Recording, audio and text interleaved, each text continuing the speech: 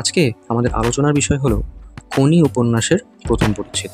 কোনি উপন্যাসটি কিন্তু তোমাদের মাধ্যমিকের সিলেবাসে রয়েছে এবং প্রতি বছর এর থেকে 10 নম্বরের প্রশ্ন আসেই আসে। প্রথম পর্যায়ক্রমিক পরীক্ষায় কোনি উপন্যাসের প্রথম 30 পাতা অবধি রয়েছে, তাই এটা কিন্তু খুব গুরুত্বপূর্ণ। 90 মার্কসের মধ্যে 10 মার্কস ক্যারি করছে। কিন্তু সারা ইউটিউব খুঁজলে কিন্তু তুমি কোনি উপন্যাস এক্সপ্লেন করছে এমন ভালো ভিডিওস কিন্তু পাবে না। তাই আমার এই ভিডিওটা বানানো, যাতে তোমাদের মধ্যে যাদের কাছে গৃহশিক্ষক নেই, যারা সহায়িকাও অ্যাফোর্ড করতে পারো না, তারা যাতে ঠিকভাবে উত্তরগুলো লিখে আসতে পারো, ইম্পর্টেন্ট লাইন্সগুলো তোমরা যাতে জানতে পারো এবং এই মোটিভেটিং উপন্যাসটার যাতে তোমরা মর্মার্থটা বুঝতে পারো এবং নিজের জীবনে যাতে অ্যাপ্লাই করতে পারো, তাই আমার এই ভিডিওটি বানানো। আমি এই গল্পটি কিন্তু অডিও স্টোরির মতো বলবো, প্রতিটা ইম্পর্টেন্ট লাইনও দাগিয়ে দেবো, ইম্পর্টেন্ট কোয়েশ্চেন্স কী আছে প্রতিটা পরিচ্ছেদ থেকে, বিগত বছরের মাধ্যমিকে কী কী এসেছে সব তোমাদের ইনফরমেশন দেব। এবং বছরের প্রথম থেকে শুরু করলে কিন্তু এত বড় উপন্যাসটিও তোমার বড় লাগবে না এবং বছরের শেষে তোমাকে ওই 4-5টা প্রশ্নের সাজেশন পড়ে এত রিস্ক নিয়ে পরীক্ষায় বসতে হবে না। তাহলে চালু করা যাক কোনি উপন্যাসের প্রথম পরিচ্ছেদ। আজ বারুনি, গঙ্গায় আজ কাঁচা আমের ছড়াছড়ি, ঘাটে থই থই ভিড়, বয়স্কদের ভিড়টাই বেশি। সদ্য ওটা কাঁচা আম মাথার ওপর ধরে ডুব দিয়ে উঠেই ফেলে দিচ্ছে, ভেসে যাচ্ছে আম, কেউ বা দূরে ছুঁড়ে ফেলে দিচ্ছে। ছোট ছোট দলে ছেলেরা জলে অপেক্ষা করে আছে আম সংগ্রহের জন্য, কেউ গলা জলে দাঁড়িয়ে, কেউ বা দূরে ভেসে রয়েছে। আম দেখলেই হুড়োহুড়ি পড়ে যায়, একসঙ্গে 2-3 জন চিৎকার করতে করতে জল তোলপাড় করে এগিয়ে যায়। যে পায় প্যান্টের পকেটে রেখে দেয়, পকেটটা আমে ভরে গিয়ে ফুলে উঠলে জল থেকে উঠে ঘাটের কোথাও রেখে আসে। সেই আমে হাত দেওয়ার সাধ্য কারোর নেই। পরে আমগুলো ওরা বিক্রি করে পথের ধারে বসা বাজারে অনেক কম দামে। তাহলে উপন্যাসের শুরুতেই আমরা এখানে বারুনির দৃশ্য দেখতে পাচ্ছি, গঙ্গার ঘাটের দৃশ্যের বর্ণনা দেওয়া হচ্ছে এবং কিছু কিন্তু খুব গরিব পরিবারের ছেলে মেয়েদের কথা বলা হচ্ছে, যারা বারুনির দিনে যে সমস্ত আম লোকে গঙ্গায় ডুব দিয়ে ছুঁড়ে ফেলে দেয় সেইগুলো সংগ্রহ করে কিছু টাকা তারা আয় করে, পাশের বাজারে তারা সেই আমগুলো বিক্রি করে দেয়। এখানে খুব ইম্পর্টেন্ট হলো প্রথম যে ইয়েটা, যে বারুনি কি, এটা কিন্তু একটা সাব পার্ট প্রশ্ন হিসাবে আসে, 2 নম্বরের প্রশ্ন। এবং এটার জন্য তোমাকে লিখতে হবে চৈত্র মাসের শতভিষা নক্ষত্রযুক্ত মধুকৃষ্ণ ত্রয়োদশী তিথিতে বারুনি স্নান অনুষ্ঠিত হয়। এবং এইটা লেখার পরে কিন্তু তোমাদের লিখতে হবে যে দৃশ্যটা তোমরা দেখতে পেলে, যে গঙ্গায় ডুব দিয়ে ছুঁড়ে ফেলে দিচ্ছে, এইটা তোমাকে লিখতে হবে। তাহলে 2 মার্কস কিন্তু তোমরা শিওর পাবে। প্রথম লাইনটা দিলে কিন্তু তোমার উত্তরটা সমৃদ্ধ হবে, তাই এটা কিন্তু নোট করে নাও। এরপরে গুরুত্বপূর্ণ লাইন যেটা দাগ দিয়ে রাখবে সেটা হচ্ছে ঘাটে থই থই ভিড়, আর বয়স্কদের ভিড়টাই বেশি। ঘাটে থই থই ভিড়, এটা কিন্তু মাধ্যমিকে এর আগেও এসেছে। কোশ্চেনটা এরকম ছিল, ঘাটে থই থই ভিড়, ঘাটের দৃশ্যের বর্ণনা দাও। তো ঘাটের দৃশ্যের বর্ণনাটা আমরা এক্ষুনি নেক্সট প্যারাতেই পড়ব। প্রথম পর্যায়ক্রমিক পরীক্ষার জন্য কিন্তু এই কোয়েশ্চেনটা খুব খুব ইম্পর্টেন্ট। অহরহ এই প্রশ্নটা আসে এবং আমারও ইভেন এসেছিল, তাই আমি এটা বলছি তোমাদের। আজ গঙ্গায় ভাটা, জল অনেকটা সরে গেছে ঘাট থেকে, সিঁড়ি এবং তার দুধারে ইট বাঁধানো ঢালু পার শেষ হয়ে কিছুটা পলিমাটি, তারপর জল। স্নান করে কাদা মারিয়ে বিরক্ত মুখে উঠে আসতে হচ্ছে। তারপরে অনেকে যায় ঘাটের মাথায় ট্রেন লাইনের দিকে মুখ করে বসা বামুনের কাছে, যারা পয়সা নিয়ে জামা কাপড় জমা রাখে, গায়ে মাখার সর্ষের তেল বা নারকেল তেল দেয় এবং কপালে চন্দনের ছাপ আঁকে। রাস্তার একধারে বসা ভিখারিদের অনেকে উপেক্ষা করে, কেউ কেউ করে না। দুধারে ছোট ছোট নানান দেবদেবীর দুয়ারে এবং শিবলিঙ্গের মাথায় ঘটি থেকে গঙ্গা জল দিতে দিতে কাঠের, প্লাস্টিকের, লোহার, খেলনার ও সাংসারিক সামগ্রীর দোকানগুলির দিকে কৌতূহলী চোখ রেখে অধিকাংশই বাড়ির দিকে এগোবে। পথের বাজার থেকে ওল বা থোর বা কলম্বা লেবু ধরনের কিছু হয়তো কিনলেও কিনতে পারে। তারপর রোদে তেতে ওঠা রাস্তায় খালি পা দুটো ফেলে বাড়ি পৌঁছবে বিরক্ত মেজাজে। এটা কিন্তু ঘাটের দৃশ্যের বর্ণনাটা, যেটা কিন্তু খুব ইম্পর্ট্যান্ট এবং যে প্রশ্নটা বললাম এর আগে ওটারই উত্তর। সেদিনকে গঙ্গায় ভাটা ছিল, এই জিনিসটা তোমরা একটু মাথায় রাখবে, খুব ইম্পর্ট্যান্ট। কারণ ভাটার দিন জল একটু দূরে চলে গেছিলো এবং যারা যারা স্নান করছিল সেখানে তাদেরকে কিন্তু আবার কাদায় পাড়িয়ে আবার গঙ্গার ঘাটে উঠে আসতে হচ্ছিল এবং তাই কিন্তু তারা খুবই বিরক্ত। আর এখানে কিছু বামুনদের কথা বলা হয়েছে, তারা পয়সার বিনিময়ে জামা কাপড় জমা রাখে, ছোটোখাটো কিছু জিনিসপত্র সামগ্রী বেচে। তো তোমরা কিন্তু গঙ্গার ঘাটে গেলে বা যে কোনো নামকরা মন্দিরে গেলে তোমরা কিন্তু এরকম মানুষদের দেখতে পাবে, যারা পয়সার বিনিময়ে অনেক সময় জুতোও রাখে এবং নানান সামগ্রী ছোটোখাটো তারা বেচে। এরপর তেলচিটে একটা ছেঁড়া মাদুরে উপুর হয়ে বিষ্ণুচরণ ধরও তলাই মালাই করাতে করাতে বিরক্ত মুখে গঙ্গার দিকে তাকিয়ে, বিষ্ণুধর পাড়ায় বেশটাদা, আইএ পাস, অত্যন্ত বনেদি বংশের খান সাতেক বাড়ি ও বড় বাজারে ঝাড়ন মশলার কারবার এবং সর্বোপরি 3.5 মণ দেহের মালিক। ওরই সমবয়সী 40 বছরের একটি বিশ্বস্ত অস্টিন সর্বত্র ওকে বহন করে। এই বিষ্ণুধরের পরিচয়টা কিন্তু খুব ইম্পর্ট্যান্ট, কারণ বিষ্ণুধরের বংশের পরিচয় দাও, বিষ্ণুচরণ ধর কে, এরকম প্রশ্ন কিন্তু খুব আসে, মাধ্যমিকেও এর আগে এসেছে। বিষ্ণুধরের বিরক্তির কারণ 7-15 দূরের একটা লোক, পরনে সাদা লুঙ্গি আর গেরুয়া পাঞ্জাবি, কাঁধে রঙিন ঝোলা, তার দিকে পিটপিট করে তাকাচ্ছে আর মাঝে মাঝে মুচকি হাসছে। বিষ্ণু বুঝতে পারছে লোকটা হাসছে তার দেহের আয়তন দেখে, এরকম হাসি বাচ্চা ছেলেরাও হাসে। বিষ্ণু তখন দুঃখ পায়, তার ইচ্ছা করে ছিপছিপে হতে। তাহলে এখানে একটা খুবই গুরুত্বপূর্ণ লাইন, সেটাকে মার্ক করে রাখো, হচ্ছে বিষ্ণুধরের বিরক্তির কারণ 7-15 দূরের একটা লোক। এটা কিন্তু মাধ্যমিকে কোয়েশ্চেন এসছে এবং ফার্স্ট সামেটিভ পরীক্ষায় কিন্তু এটা আসতে পারে। কেরমভাবে আসবে, যে বিষ্ণুধরের পরিচয় দাও, ওর বিরক্তির কারণ উল্লেখ করো। তাহলে দেখা যাক বিষ্ণু কেন বিরক্ত হচ্ছে। এবং এখন আমরা পরিচয় পাবো আমাদের উপন্যাসের একটা মূল চরিত্রের। কিন্তু বিষ্ণু বিরক্ত হচ্ছে যেহেতু এই লোকটা মোটেই বাচ্চা নয়, চোখে পুরু লেন্সের চশমা, নুন আর গোলমরিচের গুঁড়ো মেশালে যেমন দেখায়, মাথার কদমচার চুল সেই রঙের, বয়সটা 50-এর এধারে বা ওধারে, বছর 5-এর মধ্যে হতে পারে। লোকটার গায়ের রং ধুলো মাখা পোড়ামাটির মতো, আর চোখের চাহনি, ধূসর মণি দুটো দেখলে মনে হবে বোধহয় সূর্যের দিকে চ্যালেঞ্জ দিয়ে তাকিয়ে থেকেই মনের কালো রংটা ফিকে হয়ে গেছে। চাহনিটা এমন দেখলে মনে হয় যেন তার মনের সঙ্গে মেলে না সেই সব ব্যাপারগুলো ব্লো টর্চের মতো পুড়িয়ে দিয়ে ভিতরে সেধিয়ে যাবে। চোয়াল দুটোকে শক্ত করে ধরে আছে জিদ। এখানে কিন্তু আমরা উপন্যাসের ক্ষিতীশ সিংহের পরিচয় পাচ্ছি, যেহেতু খুবই গুরুত্বপূর্ণ চরিত্র, তার শারীরিক চেহারার বর্ণনাটা একটু জেনে রাখবে। আর আমরা কিন্তু বুঝতেই পারছি যে ক্ষিতীশ সিংহ কিন্তু খুবই দৃঢ় প্রতিজ্ঞের লোক, সে যেটা ভাবে সেটা কিন্তু করেই ছাড়ে, তার অদম্য জেদ এবং ইচ্ছা শক্তি। কারণ দেখো, সূর্যের দিকে চ্যালেঞ্জ নিয়ে তাকানো এগুলো জাস্ট রূপক মাত্র, এটাই বোঝাতে চাইছে যে ক্ষিতীশ সিংহের অদম্য ইচ্ছাশক্তি। এরপরে আমরা বিষ্ণুচরণ ধরের কিভাবে মালিশ হচ্ছে গঙ্গার ঘাটে সেটা জানতে পারব।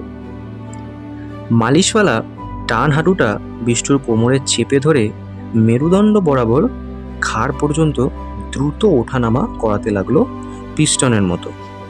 5-10 এইভাবে হাঁটু ব্যবহারের পর মালিশওয়ালা নমস্কারের ভঙ্গিতে হাতের তালু জোড়া করে বিষ্ণুর পিঠে জোড়া তালুর কোদাল চালালো। তাহলে প্রথমে পিস্টনের মতো পিঠের ওপরের থেকে নিচ অবধি সে হাঁটু দিয়ে ওঠানামা করাচ্ছিল এবং তারপরেই সে তার দুটো হাত জোর করলো এবং কোদালের মতো কিন্তু জোরে জোরে মারছিল তার পিঠের ওপরে। এরপর বিষ্ণু চিত হওয়ার চেষ্টা করলো, পারছিল না। মালিশওয়ালা ঠেলে ঠুলে গড়িয়ে দিতেই সে অভীষ্ট লাভ করলো। আবরু রক্ষাকারী গামছাটি ঠিকঠাক করে বিষ্ণু গম্ভীর স্বরে নির্দেশ দিল, টান পুরো ছাড়। অভীষ্ট অর্থ হলো আকাঙ্ক্ষিত বা বাঞ্ছিত। এখানে তোমরা দেখতে পাচ্ছ যে বিষ্ণুধর চিত হওয়ার চেষ্টা করছিল, কিন্তু তার বিশাল দেহের কারণে সে হতে পারছিল না। তো মালিশওয়ালা সাহায্য করলে সে সেই বাঞ্ছিত পজিশনে যেতে পারলো অ্যাকচুয়ালি। আর আব্রু রক্ষাকারী মানে হচ্ছে মর্যাদা রক্ষাকারী।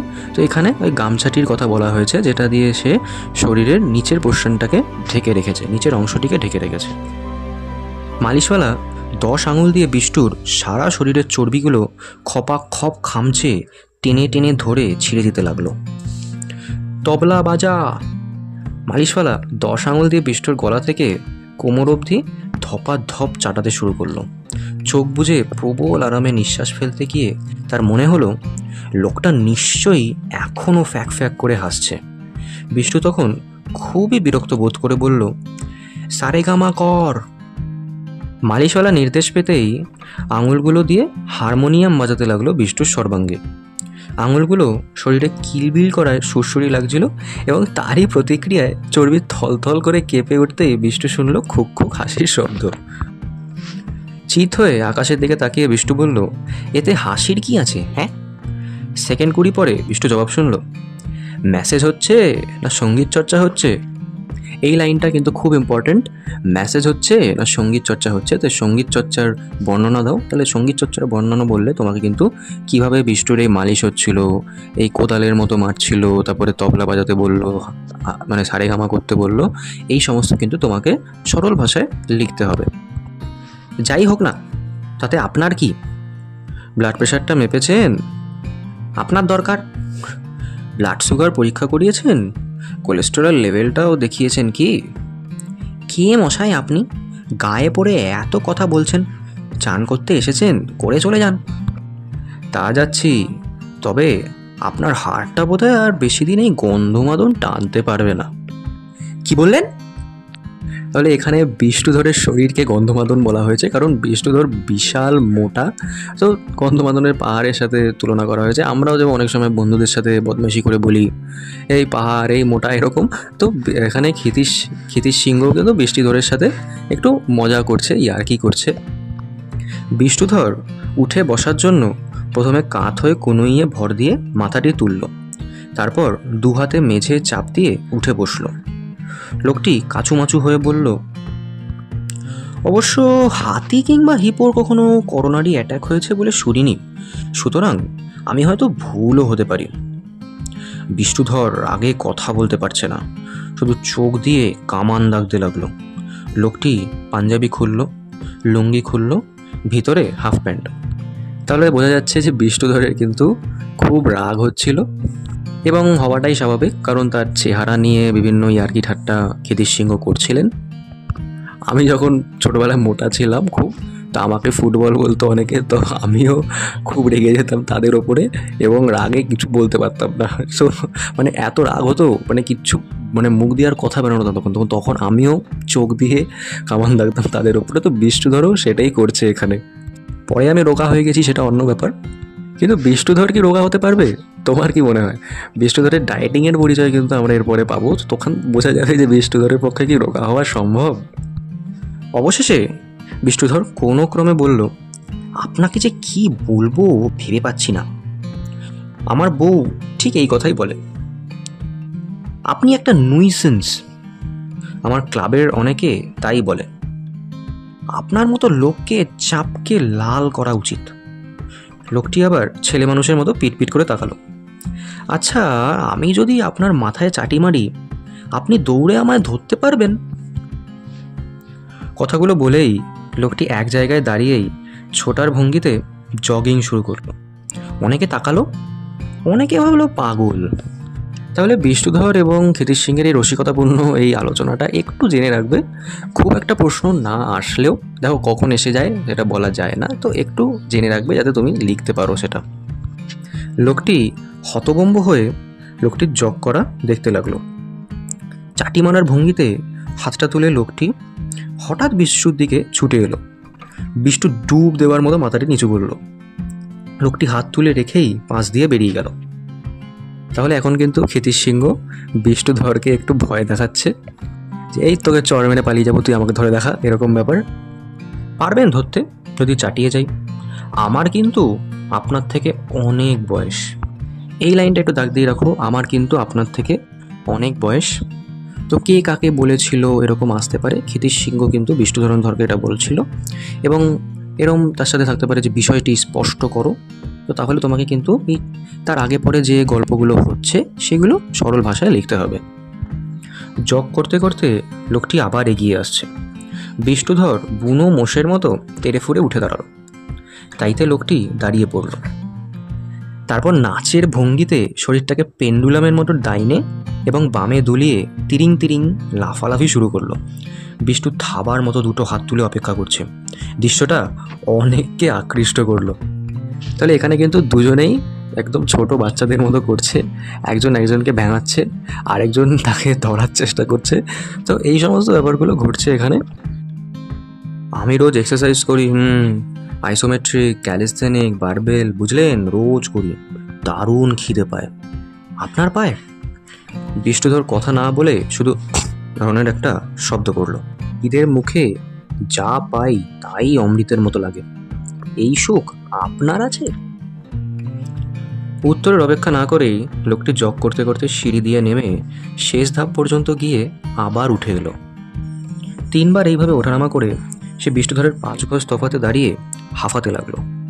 হাত দুটো নামিয়ে বিষ্ণু যখন খানিকটা দিশাহারার মতোই লোকটির কাণ্ড দেখছিল, ওর চোখে এখন রাগের বদলে কৌতূহল। মনে মনে সে ছিপছিপে শরীরটার সঙ্গে নিজের স্থূলত্ব বদলাবদলি করতে শুরু করে দিয়েছে। তাহলে প্রথমে খুব রেগে গেলেও এখন বিষ্ণুচরণ ধর কিন্তু একটু কৌতূহল হয়ে পড়েছে, লোকটার ব্যাপারে একটু জানার চেষ্টা করছে এবং মানে সে নিজে ভাবছে যে আমি যদি এরকম চেহারা হতো, আমি যদি এরকম দৌড়াতে পারতাম, এই সমস্ত মানে কল্পনা করছে। এবং যেটা স্বাভাবিক, যেমন আমরা অনেকে হয়তো ভাবি আমার যদি টাইগার শ্রফের মতো চেহারা হতো, আমি যদি অত ফিট হতাম। মেয়েরা হয়তো ভাবে যে দীপিকা পাড়ুকোনের মতো দেখতে হতো যদি আমাকে, মানে এইরকম। তো বিষ্ণুধরও ভাবছে যে আমার যদি চেহারাটা এরকম হতো তাহলে আমিও এরকম করতে পারতাম। খাওয়ায় আমার লোভ নেই, ডায়েটিং করি, ভারে কি চলে, বিষ্ণুধর ঘোষণা করলো এবং গলার স্বরে বোঝা গেল এর জন্য সে গর্বিত। লোকটি 2 পা এগিয়ে এসে বলল, কীরকম ডায়েটিং? আগে রোজ 1/2 কিলো ক্ষীর খেতুম, এখন 300 গ্রাম খাই। জল খাবারে 20টা লুচি খেতুম, এখন 15টা। ভাত খাই মেপে 250 গ্রাম চালের, রাতে রুটি 12খানা। ঘি খাওয়া প্রায় ছেড়েই দিয়েছি, গরম ভাতের সঙ্গে 4 চামচের 1 বিন্দুও বেশি নয়। বিকেলে 2 গ্লাস মিছরির শরবত আর 4টে কড়া পাক। মাছ মাংস ছুঁই না, বাড়িতে রাধা গোবিন্দ বিগ্রহ আছে, আর সপ্তাহে 1 দিন মেসেজ করাই এখানে এসে। আমারও তো নোলা নেই, বুঝলেন, সংযম কেচ্ছা সাধন আমি পারি। হাটের ব্যামো আমার হবে না, বংশের কারো হয়নি। বাজি ফেলে 70টা ফুলুরি খেয়ে কলেরায় বাবা মারা গেছে, জ্যাঠা গেছে অম্বলে। এত কেচ্ছা সাধন করেন, বাঁচবেন কি করে? তাহলে এখানে কিন্তু 2টো খুব গুরুত্বপূর্ণ লাইন আছে। এক হচ্ছে এত কেচ্ছা সাধন করেন, বাঁচবেন কি করে, কে কাকে বলেছিল, তার কেচ্ছা সাধনের পরিচয় দাও। আর হচ্ছে খাওয়ায় আমার লোভ নেই, ডায়েটিং করি। বিষ্ণুধরের বা বক্তার এরমভাবে বলতে পারে, ডায়েটিংয়ের পরিচয় দাও। এই প্রশ্নটা 2 রকমভাবে এরমভাবে আসতে পারে, তাই খুব ইম্পর্ট্যান্ট, এটা দাগ দিয়ে রাখো, উত্তরটা লিখে রাখো। এবং উত্তরটা খুবই সিম্পল, সকাল থেকে বিকাল অবধি বিষ্ণুচরণ ধর কী কী খেত এগুলো লিখলেই হবে। লোকটি এগিয়ে এসে বিষ্ণুধরের ভুঁড়িতে হাত বুলিয়ে দিল। সুশ্রী লাগে। বিষ্ণু হাত সরিয়ে দিয়ে ক্ষুণ্ণস্বরে বলল, আমার বউ ওই কথা বলে, সকাল থেকে রাত অবধি ব্যবসা দেখি, সর্ষে, চিনি, ডাল, নানান জিনিসের কারবার। এত খাটুনির পর এইটুকু খাদ্য, তারপর এই অপমান। তাহলে এই লাইনটা কিন্তু ইম্পর্টেন্ট, এত খাটুনির পর এইটুকু খাদ্য, তারপরেই অপমান। বা তারপরেই অপমান, এটা এরকমভাবে আসতে পারে যে বক্তা কেন অপমানিত বোধ করেছিল, এটা এরকম প্রশ্ন আসতে পারে। কে করলো? লোকটি আবার হাত বাড়াতেই বিষ্ণু 1 পা পিছিয়ে বলল, না, সুশ্রী লাগে। কে অপমান করলো? কেন, আপনি হাতি হিপো বললেন না? জলহস্তের ইংরেজি হিপো, তা কি আমি জানি না? আমি কি অশিক্ষিত? না, আমি আপনাকে অশিক্ষিত তো বলিনি। লোকটি বিব্রত হয়ে চশমা মুছতে মুছতে বলল, আপনার ওজনটা খুব বিপজ্জনক হাটের পক্ষে। বিপজ্জনক মানে? বিষ্ণুধর তাচ্ছিল্য প্রকাশের চেষ্টা করলো, কিন্তু গলা দিয়ে বেরিয়ে এলো ভয়ার্ত স্বর, আমি কি মরে যেতে পারি? তা পারেন, আর নয়তো কেচ্ছা সাধনের কষ্ট করতে করতে রোগে ভুগে ভুগে বেঁচে থাকবেন কয়েকটা বছর।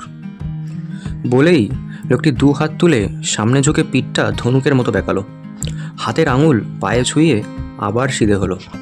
তাহলে ক্ষিতিশ সিংহ কিন্তু এখানে পুরোপুরি ব্যায়াম করার মুডে রয়েছে। সে ওয়ার্ম আপ এক্সারসাইজ একটু করছে এবং তার সাথে একটুখানি বিষ্ণুচরণ ধরের সাথে রসিকতা করে চলেছে। আপনি আমার থেকে 4000 গুণ বড় লোক, কিন্তু 4 লক্ষ টাকা খরচ করেও আপনি নিজের শরীরটাকে চাকর বানাতে পারবেন না। এটা কিন্তু খুব ইম্পর্টেন্ট লাইন, এটাকে দাগ দিয়ে রাখো, মানে খুব খুব ইম্পর্টেন্ট লাইন এটা। কীরকম প্রশ্ন আসতে পারে? আপনি আমার থেকে 4000 গুণ বড় লোক, কিন্তু 4 লক্ষ টাকা খরচ করেও আপনি নিজের শরীরটাকে চাকর বানাতে পারবেন না। বক্তা কাকে কেন এই কথা বলেছিলেন এটা মাধ্যমিকে এসছে 2019 সালে। আপনি নিজে শরীরটাকে চাকর বানাতে পারবেন না। উদ্দিষ্ট ব্যক্তিকে এমন কথা বলেছেন কেন?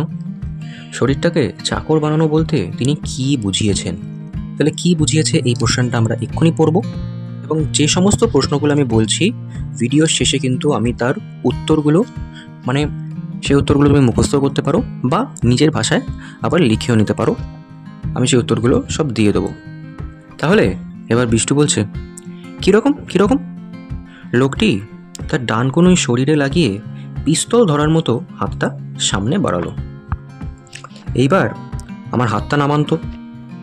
অবিশ্বাস ভরে বিষ্ণুধর হাতটার দিকে তাকালো। শিরা উপশিরা গাঁট সমেত হাতটাকে শুকনো শিকড়ের মতো দেখাচ্ছে। তাহলে এটা থেকে বোঝা যাচ্ছে কিন্তু যে ক্ষিতিশ সিংহ যথেষ্ট ব্যায়াম করে, শরীর চর্চা করে এবং তার কিন্তু শরীরে কোনো মেদ নেই, তাই কিন্তু তার এত শিরা উপশিরাগুলো দেখা যাচ্ছে। নামান নামান। ফুলো ফুলো আঙুল দিয়ে বিষ্টু লোকটার কবজি চেপে ধরে নিচের দিকে চাপ দিল। নড়ল না 1 সেন্টিমিটারও।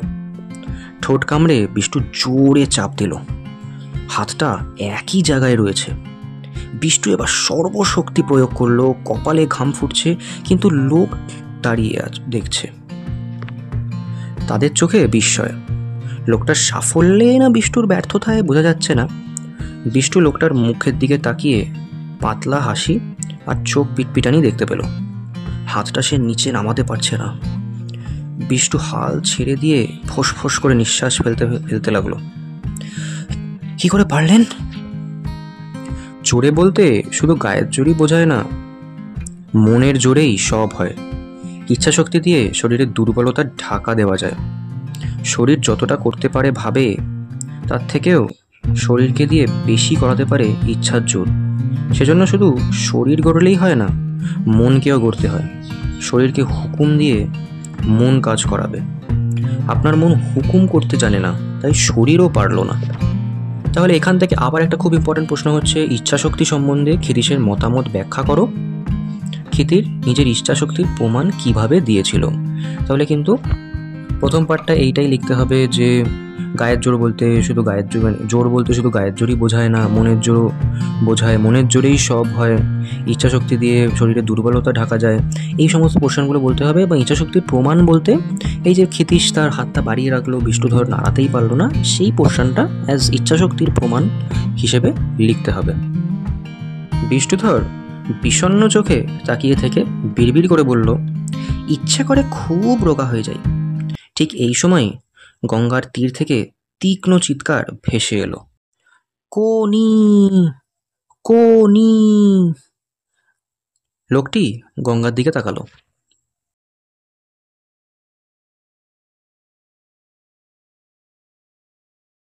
সাজেশনের পোর্শনটা তোমরা আইদার ভিডিও পজ করে খাতায় লিখে নাও বা স্ক্রিনশট তুলে রেখে দাও।